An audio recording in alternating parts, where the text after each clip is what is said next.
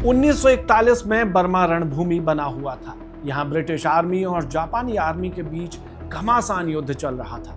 इस जंग में जापान ब्रिटिश आर्मी पर 20 साबित हो रहा था। कारण जापान के लड़ाकू विमान। देखते ही देखते जापान ने रंगून पर कब्जा कर लिया और अपने नाकाजिमा के 43 और मित्सुबिशी A6M जैसे लड़ाकू विमानों को बैंकॉक के डॉनमुआंग एयरबेस से हटाकर रंगून के मिंगलाडोन एयरबेस पर तैनात कर दिया। इस एयरबेस से जापान के लड़ाकू विमान उड़ान भरते और चंद मिनटों में ब्रिटिश आर्मी पर बम बरसाकर बिना किसी नुकसान के वापस लौट जाते। उस वक्त जापान के इस अटैक का ब्रिटिश आर्मी के पास कोई तोड़ नहीं था। एयर सपोर्ट से लबरेज जापानी आर्मी तेजी से अंदर आ रही थी। हालात ये थे कि इम्फाल और कोहिमा किसी भी हफ्ते जापान के कब्जे में जा सकता था। ऐसे में ब्रिटिश आर्मी ने इसके काट के बारे में सोचा और एक ऐसी जगह खोजी गई जो जापानी आर्मी की पहुंच से दूर हो, लेकिन बॉर्डर के इतने पास हो कि यहाँ से लड़ाकू विमानों को टेक ऑफ और लैंड कराया जा सके, ताकि जापानी सेना को माकूल जवाब दे। इसका तोड़ निकला ईस्ट इंडिया के लाल मुनिर हाट में। यहाँ 1931 में एक एयर स्ट्रिप बनाई गई थी, जिसे अब एयरबेस में तब्दील करने का वक्त आ चुका था। सड़क से भी यहाँ पहुंचना बेहद आसान था, लिहाजा बिना देर किए ब्रिटिश रॉयल एयर फोर्स ने यहाँ अपना एयरबेस तैयार किया। डगलस, डकोटा और ब्रिटल ब्लेनहाइम जैसे लड़ाकू विमान यहाँ तैनात किए गए और फिर जापान पर बमों की बारिश का सिलसिला शुरू हुआ।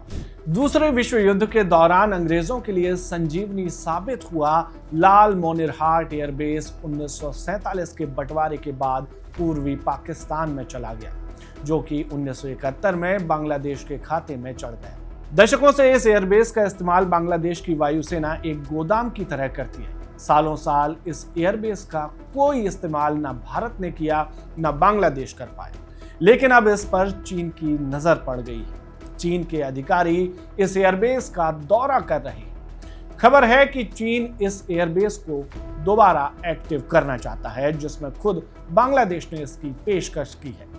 लेकिन क्यों दशकों से बंद पड़े इस एयरबेस पर चीन की दिलचस्पी जागी? क्यों बांग्लादेश की मौजूदा सरकार किसी दूसरे देश को अपनी सीमा के अंदर एयरबेस बनाने की अनुमति दे रही है? चीन और बांग्लादेश के इस कदम से भारत को क्या परेशानी हो सकती है? इसे सिलीगुड़ी कॉरिडोर या कहें कि चिकन नेक के लिए क्यों खतरा बताया जा रहा है, जानेंगे इस खबर में। नमस्कार, मैं हूं सिद्धार्थ और आप देख रहे हैं वन इंडिया। साल 1942 में जब ब्रिटिशर्स ने इस एयर स्ट्रिप को एयरबेस में तब्दील किया, तब किसे पता था कि इस एयरबेस से सिर्फ 12 किलोमीटर दूर एक इंटरनेशनल बाउंड्री खिंच जाएगी। भारत के नक्शे में एक ऐसा हिस्सा आएगा जिससे नॉर्थ ईस्ट के 7 राज्यों को जोड़ने के लिए सिर्फ 22 किलोमीटर चौड़ा कॉरिडोर बचेगा, जो चिकन नेक की तरह दिखेगा। इसी चिकन नेक के चलते इस लाल मोनिरहाट एयरबेस भारत के लिए अब परेशानी का सबब बन सकता है। चीन की चाल को बेहतर ढंग से जानने के लिए पहले सिलीगुड़ी कॉरिडोर यानी कि चिकन नेक को समझना जरूरी है। भारत के नक्शे में नॉर्थ ईस्ट के 7 राज्यों को बाकी के इलाके से जोड़ने वाली इस कड़ी को ही चिकन नेक या सिलीगुड़ी कॉरिडोर कहते हैं। ये हिस्सा कहीं 40 किलोमीटर चौड़ा है तो कहीं सिर्फ 22 किलोमीटर। वैसे तो 22 किलोमीटर चौड़ी जमीन बहुत बड़ी होती है, लेकिन जब ये देश के 2 अलग अलग हिस्सों को जोड़ती हो और इसके दोनों तरफ ऐसे देश आपके पड़ोसी हो जाएं जो आपके खिलाफ साजिश रच रहे हों, तो ये काफी छोटी हो जाती है। इसके पतले होने की कहानी भी काफी दिलचस्प है। दरअसल 18वीं और 19वीं सदी में अंग्रेजों ने बंगाल के चारों ओर अपनी सीमाएं बढ़ानी शुरू कर दी थी। सिक्किम, नेपाल और भूटान तक ब्रिटिश आर्मी पहुंचने लगी थी। साल 1814 में अंग्रेजों और नेपाली राजाओं के बीच युद्ध की शुरुआत हुई, जिसका अंत 1816 में सुगौली की एक संधि में हो सका। इस संधि में नेपाल के पहाड़ी राजाओं ने अपनी सीमाएं निर्धारित कर ली और सिक्किम को अपनी सीमा से बाहर धकेल दिया। इससे इतर ऊपर की तरफ बढ़े चले आ रहे अंग्रेजों ने 1835 में दार्जिलिंग को अपने कब्जे में ले ली। कुछ सालों बाद अंग्रेजों और भूटान के राजाओं के बीच खींचतान शुरू हो गई।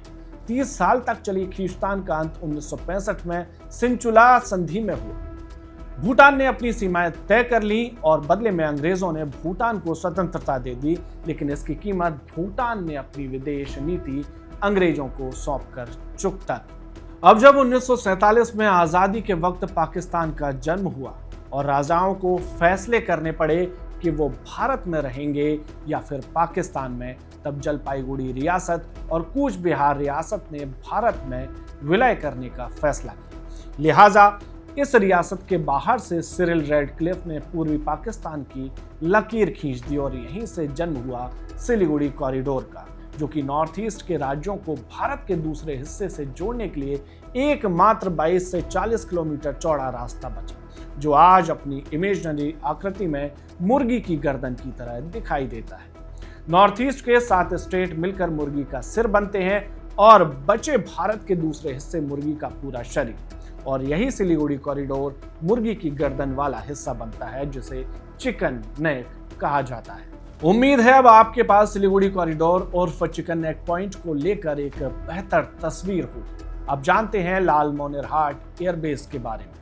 जैसा कि हमने पहले बताया, 22 किलोमीटर चौड़ा सिलीगुड़ी कॉरिडोर ही नॉर्थ ईस्ट के 7 राज्यों को भारत के दूसरे राज्यों से जोड़ता है। अगर एयर फैसिलिटी को छोड़ दिया जाए तो नॉर्थ ईस्ट तक पहुंचने वाला एक एक सामान इसी कॉरिडोर के जरिए पहुंचाया जाता है। अगर इस कॉरिडोर में कुछ अड़चन आई तो नॉर्थ ईस्ट के साथ कनेक्टिविटी खतरे में पड़ सकती है। इस कॉरिडोर पर चीन की लंबे वक्त से नजर है। चीन लंबे वक्त से इसे काटकर भारत के बाकी 7 राज्यों को अलग कर देना चाहता है। जुलाई 2017 में चीन ने अपनी मीडिया में दावा किया था कि चीन सिलीगुड़ी कॉरिडोर के करीब एक सड़क बना रहा है, जिससे नॉर्थ ईस्ट के राज्यों की सुरक्षा खतरे में पड़ सकती है। ये बात इस हद तक बढ़ गई थी कि भारतीय राजनयिकों को ऑफिशियली इसका खंडन करना पड़ा था। हाल ही में अप्रैल 2025 में चीन के दौरे पर गए बांग्लादेश के मुख्य सलाहकार मोहम्मद यूनुस ने नॉर्थ ईस्ट को लैंड लॉक्ड बता दिया।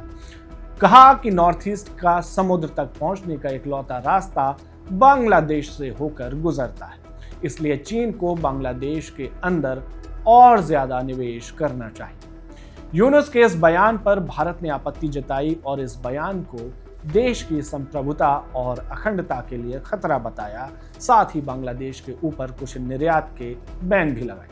नॉर्थ ईस्ट से म्यांमार के जरिए कोलकाता तक व्यापार के दूसरे रोड कलादान प्रोजेक्ट को दोबारा गति दी, जिसके बारे में हम आपको पहले भी बता चुके हैं।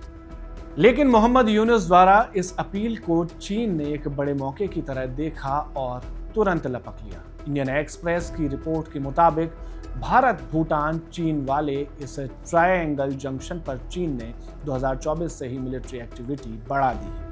चीन ने LAC के करीब 6 नए एयरबेस को engine test pad, support infrastructure और बेहतर टेक्नोलॉजी के साथ अपग्रेड किया है। टिंगरी, लोंजे, बुरांग, युतियान और यारंग रीजन में चीन ने काफी डेवलपमेंट किया है। यहाँ के यानी रनवे पर ड्रोन्स भी देखे गए, भारत के लिए जो एक बड़ा खतरा बने रहते हैं। ऑब्जर्वर रिसर्च फाउंडेशन के चीन ताइवान स्टडीज के फेलो कल्पित मनकीकर ने टाइम्स ऑफ इंडिया को बताया कि चीन के पास इस इलाके के लिए पहले से प्लान तैयार है। शेख हसीना के दौर में भारत और बांग्लादेश के संबंध अच्छे थे, स्थिर थे, इसलिए चीन ने अपने इस प्लान को होल्ड पर रखा था। अब जब सत्ता परिवर्तन हुआ है तो मोहम्मद यूनुस ने खुद ही चीन को खुली पेशकश की है। हमें अभी नहीं पता कि इस लालमोनिरहाट एयरबेस प्रोजेक्ट के लिए चीन की क्या योजना है, लेकिन इसका इस्तेमाल भारत के दूसरे हिस्सों से नॉर्थ ईस्ट की ओर होने वाली मिलिट्री और सिविलियन एक्टिविटीज पर नजर रखने के लिए भी किया जा सकता है। इधर चीन ने बांग्लादेश के अंदर कुछ इकोनॉमिकल प्रोजेक्ट भी शुरू कर दिए हैं, जैसे कि तीस्ता प्रोजेक्ट में फाइनेंशियली मदद करना, सैटेलाइट सिटी बसाने की प्लानिंग करना और रंगपुर के पास एक सोलर पावर प्लांट बनाना। इसको लेकर इकोनॉमिक टाइम्स में छपी एक रिपोर्ट के मुताबिक रंगपुर के पास बन रहे इस सोलर प्रोजेक्ट में काम करने वाले करीब करीब सभी लोग चीन से हैं। लोकल लोगों को इसमें ना के बराबर शामिल किया गया है। चीन की ये कंपनियां भारत बांग्लादेश बॉर्डर के बेहद करीब इंफ्रास्ट्रक्चर और कनेक्टिविटी के लिए तेजी से काम करती चली आ रही है। ओपी जिंदल ग्लोबल यूनिवर्सिटी में चाइना स्टडीज की प्रोफेसर श्रीपर्णा पाठक बताती हैं कि रिपोर्ट से पता चला है कि लालमोनरहाट एयरबेस के रीडेवलपमेंट्स में चीन की भागीदारी है। शायद इसे एक सिविलियन एयरपोर्ट के तर्ज पर डेवलप किया जा रहा है, लेकिन डर है कि इसका इस्तेमाल मिलिट्री पर्पस के लिए भी न होने लगे। डर है कि चीन यहां से सिलीगुड़ी कॉरिडोर पर नजर रख सकता है और मिलिट्री इंटेलिजेंस इकट्ठा कर सकता है। 17 मई 2025 को रक्षा विशेषज्ञ ब्रह्मचेलानी ने एक्स पर बताया कि कैसे चीन के अधिकारी बांग्लादेश के दौरे पर हैं, जहां वो भारत बांग्लादेश बॉर्डर के सीमावर्ती इलाके का दौरा कर रहे हैं, खासकर लालमोनरहाट एयरबेस का। इस एयरबेस की भारत बांग्लादेश बॉर्डर से दूरी मात्र 12 किलोमीटर है, जबकि सिलीगुड़ी कॉरिडोर से इसकी दूरी करीब 135 किलोमीटर ही रह जाती है। हाल के दिनों की अगर बात करें तो भारत बांग्लादेश के संबंध थोड़े खराब जरूर हुए हैं, लेकिन दोनों देशों के राजनयिक इसे लेकर किसी भी तरह की बयानबाजी से बचते नजर आ रहे हैं। भारतीय विदेश मंत्रालय के प्रवक्ता रणधीर जायसवाल ने कहा था कि भारत बांग्लादेश के साथ सकारात्मक रचनात्मक रिश्तों की उम्मीद करता है। हम एक लोकतांत्रिक, समावेशी और समृद्ध बांग्लादेश बनाने के पक्ष में हैं। तो वहीं जब बीबीसी बांग्ला ने मोहम्मद यूनुस से भारत से गिरते संबंधों पर सवाल किया, तब यूनुस ने कहा कि हमारे संबंधों में कोई गिरावट नहीं है, हमारे संबंध अच्छे थे और भविष्य में भी अच्छे ही रहेंगे। अगर भारत के बजाय चीन के करीब जाने के सवाल का जवाब ढूंढें तो 2-3 बातें सामने आती हैं। बांग्लादेश में भारत की पूर्व राजनयिक रह चुकी वीना सिकरी ने बीबीसी को हाल ही में दिए अपने इंटरव्यू में बताया था कि बांग्लादेश और भारत के बीच दूरी बढ़ने का एक कारण शेख हसीना और बांग्लादेश में हुए हिंदुओं पर हमले हैं। बांग्लादेश की अपील के बावजूद भारत ने शेख हसीना का प्रत्यर्पण नहीं किया और इधर भारत ने बांग्लादेश में सत्ता परिवर्तन के दौरान वहां हुए हिंदुओं और अल्पसंख्यकों पर हमलों पर नाराजगी जताई थी, जिसे बांग्लादेश ने फेक न्यूज बताकर इग्नोर किया था। हालांकि इस्कॉन मंदिर के पुजारी चिन्मय दास की गिरफ्तारी ने बांग्लादेश को दोबारा कटघरे में खड़ा भी कर दिया था। बांग्लादेश की चीन के साथ बढ़ती नजदीकी पर वीना सीकरी बताती हैं, बांग्लादेश और चीन के बीच अतीत में भी डिफेंस का रिश्ता रह चुका है, जिसमें बांग्लादेश को बहुत से सैन्य सामान और हथियार चीन से मिलते रहे। अब बांग्लादेश में सत्ता परिवर्तन के बाद मोहम्मद यूनुस को सामने रखकर जमाते इस्लामी की सरकार अपने पुराने ढर्रे और पुराने संबंधों की ओर वापस लौट रही है। वो 1971 में हुई हर बात को टालने की कोशिश कर रहे हैं। जो ताकतें 1971 में हार गई थीं, वही अब सत्ता में वापस आने के लिए बेकरार है। द डिप्लोमेटिक मैगजीन की साउथ एशिया एडिटर सुधा रामचंद्रन ने लिखा है कि जब ट्रंप ने बांग्लादेश के ऊपर 37% टैरिफ की घोषणा कर रखी है, तब भारत ने बांग्लादेश को मिली ट्रांसशिपमेंट की सुविधा पर रोक लगा दी। भारत का यह फैसला बांग्लादेश को अंतर्राष्ट्रीय ट्रेड में चोट दे सकता है। कपड़े की फैक्ट्रियां बंद हो सकती हैं, हजारों लोग बेरोजगार होकर सड़कों पर प्रदर्शन कर सकते हैं। वहीं think tank global trade research initiative के संस्थापक अजय श्रीवास्तव ने बीबीसी को बताया है कि बांग्लादेश जो निर्यात करता है उसमें 80% कपड़ा ही है जो दूसरे देशों को बेचा जाता है, जो काफ़ी अच्छी क्वालिटी का भी होता है। ये लोग 2 तरीके से कपड़े बनाते हैं। पहला, ये चीन से फैब्रिक मंगाकर बांग्लादेश में कटवा कर, सिलवा कर और निर्यात कर देते हैं, लेकिन इससे वैल्यू ऐड नहीं होती। असली वैल्यू ऐड तब होती है जब यार्न से खुद फैब्रिक बनाकर उसे काट कर सिल कर बेचते हैं। इस काम में बांग्लादेश की बड़ी बड़ी फैक्ट्रियां और लाखों लोग काम करते हैं। बांग्लादेश अगर भारत से यार्न निर्यात करना बंद कर चीन से मिले फैब्रिक पर काम करेगा, तब इससे फायदा चीन का होगा और उसका सामान भी ज्यादा बिकेगा। लेकिन इससे बांग्लादेश से निर्यात होने वाले कपड़ों की क्वालिटी में काफी कमी आएगी, जिससे दूसरे देशों में इसकी बिक्री घट सकती है। भारत बांग्लादेश रिश्तों में आई गिरावट का भले ही चीन फायदा उठाना चाह रहा हो, भले ही वो बांग्लादेश के कुछ प्रोजेक्ट में इन्वेस्ट कर दे, भले ही इससे बांग्लादेश को मौजूदा फायदा दे, लेकिन लंबे वक्त में इसका बुरा असर बांग्लादेश के ही इकोनॉमी पर देखने को मिलेगा। इस वीडियो में फिलहाल इतना ही। इस वीडियो से मिली जानकारी यदि आपको पसंद आई हो तो वीडियो को लाइक करें और वन इंडिया को सब्सक्राइब करें। अंतर्राष्ट्रीय जगत की ऐसी खबरों को देखने के लिए देखते रहिए वन इंडिया। नमस्कार। Subscribe to One India and never miss an update.